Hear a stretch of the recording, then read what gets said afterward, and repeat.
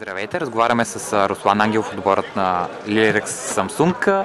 Днес убедителен успех с 8-2. Ти отбеляза и попадение. Първото попадение. Така, да, тук господин Пламен Божидаров те обяви като вечния голмайстор на отбора. Разкажи ни малко повече за себе си и за тима. Тима съществува, мисля, от 5 години вече. Във всяка лига участваме. Много сериозни момчета сме се взели така да играеме. Миналата година 6-то място, имахме амбиции, възможност за доста по-нагоре. С първите два мача 2 победи и то с доста добра разлика в головете. И мислиме поне в челната тройка тази година. Дано! Дано!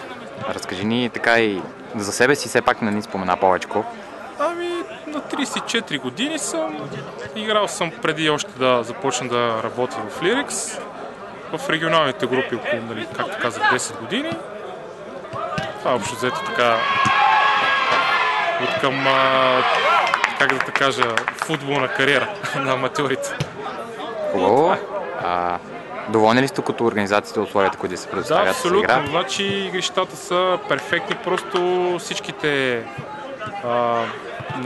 съди и организатори, всичко е просто на ниво. Абсолютно. Хареса ми, наистина. След като имате шампионски амбиции, може би виждаш така и следиш лигата и може да видиш кои са основните конкуренти за трофея тази година? Абсолютно HP, MTL и надявам се и ние. Това да сме общо взето тримата. HP са вече трикратен победител. Как смятате, че ще се преборите с тях? До тук, докато имахме така мачове с тях, повеждахме, обаче явно нещо се отпускахме и винаги ни ги обръщаха.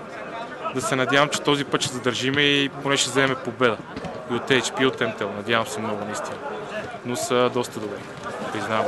Пожелавам ви тогава да се справите с HP в директните сблъсъци и разбира се, може би тази година да видим нов шампион в лицето на вашия тим. Да, дай Боже. Мерси.